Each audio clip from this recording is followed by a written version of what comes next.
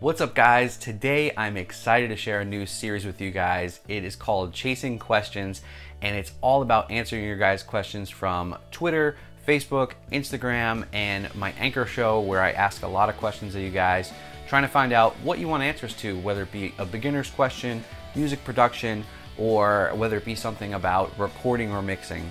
And I got a lot of good questions today, a couple from Anchor, a couple from email, a couple from Twitter. I'll let you guys know at the end how to send some questions in. But for now, let's get right into it. Okay, so the first question comes from Mary on Anchor, and she was asking me about recording her acoustic guitar in the studio. She said she already went to a studio, but she wants some more information about how to record her acoustic guitar in the future, and she's also singing. She doesn't have an acoustic electric, but she was wondering if she should adapt her guitar to be an acoustic electric. And my answer was, unless you're looking for that specific tone, you know, some people do this really well, like Tim Reynolds or Tommy Emmanuel. They have that really almost plasticky, but in a cool way, tone. If you're not looking to do that, what I would recommend is miking your guitar up with a condenser mic, and two if you have it. And you know, they've really gone down in price at this point. You can get a decent condenser for about $250. And a lot of other even better ones used on eBay, like the AKG C414. They used to be about $1,000. You probably can get one used for about $650 right now. What I would do, she was singing and playing guitar at the same time. That's okay if you're going to use two condenser mics, but what I would do is try to have two condenser mics on the acoustic guitar, one by the sound hole and one by the 12th fret. That's my ideal miking situation, where I get some of the bassiness and the resonance of the body from the sound hole, and I get some of the finger sound from miking up the 12th fret. I think that's really important. And the thing about that is you have two mics, you can stereo pan it, you can EQ it together, and it makes the guitar sound really big, almost as if you're in the same room as the guitar. And the other thing about that is, if you record your vocals and your guitar at the same time, you're going to be able to EQ and compress them a little bit, but you might not have that same separation that you want when you recorded them separately. So what I would do is record the acoustic guitar with two mics, record the vocal after the fact with another mic, and you should be good to go because you'll be able to EQ and compress that stuff later on. But really, really good question.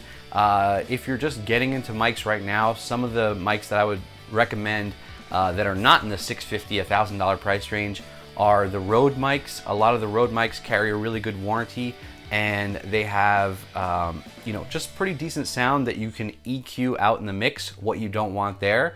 And also any of the Blue mics. I've used Blue mics for a really, really long time and I enjoy them, so I would stick with those. But good question from Mary on Anchor. Alright, so a lot of you have been asking, and Mike just wrote in about what type of picks I'm using lately, and I'm using two sets of picks really that I can't put down. The first are the Swiss picks.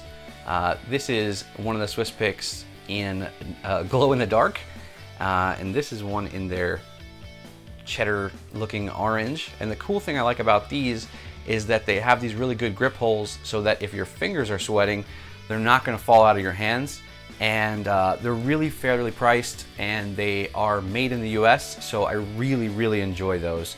I've been using them a lot, but my favorite picks of all time, I have 4 of them now, are Red Bear, and here's a look at them. Also have these cool grips, which is kind of cool, just in case your fingers are sweating. It'll give you a chance to not have the pick fall out of your hand.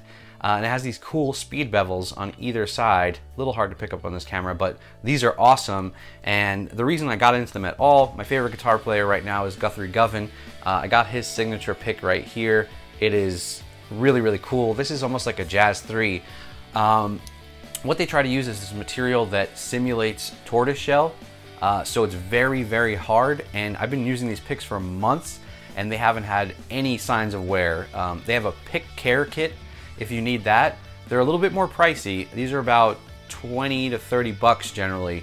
And it sounds crazy, but they last for a really, really long time, and I've had a blast playing with them. So I would definitely check out the Red Bears, and if you want something a little less expensive, check out the Swiss picks because they're awesome. All right, so this last question came in from a lot of different people, not just one person in particular, but this is a question I hear over and over again. I don't feel like I'm progressing on guitar. This is the number one question I hear all the time. And I think the biggest way to get around this is to know what you're practicing when you sit down rather than noodling on the guitar. It's important to sit down and just jam. It's very therapeutic to be able to just strum your acoustic guitar. Actually, I have a lot of students lately who that's all they want to do is they just want to sit down, be able to play some of their favorite songs, and that's it. And there's nothing wrong with that. I think that's awesome. But if you're trying to get better on the guitar, even if it is just being able to switch chords quickly, you should know what you're practicing when you sit down. And that comes down to how much time do you have? Do you have an hour? Do you have 2 hours? If you can try to get practice time in every day, I think that's the most important thing. I will put some lessons I did for practice in the description below, but I think the biggest thing to do is try to learn something. So say you're going to work on a key and quality, you're going to work on G minor, and then take a jam track and play that G minor scale with the jam track, so you're not just practicing it like a robot, but you're practicing it musically in context, because we're not going to go up and down scales in real music. We're going to be playing songs, we're going to be soloing, so I think that's really important. If you are learning a new chord, try to put it into a song as soon as possible. Structure your whole practice that way. I would probably work on chords, scales, sight reading. I would work on theory itself, or maybe try transcribing. There's so many things you can learn. Just write it out. Try to write a week's worth of what you're going to do, what you're going to practice, and I guarantee after that first week you're going to be so far ahead of where you were previously. Knowing what you're going to do when you sit down is essential.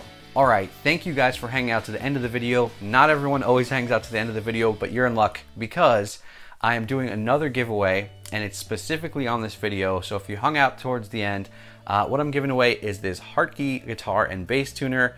It is a very, very cool tuner that I'm giving away. It's about 20 bucks. And all you have to do is like and subscribe to this channel and just comment on the video, hey, I subscribed. As long as you do that, you are in the running.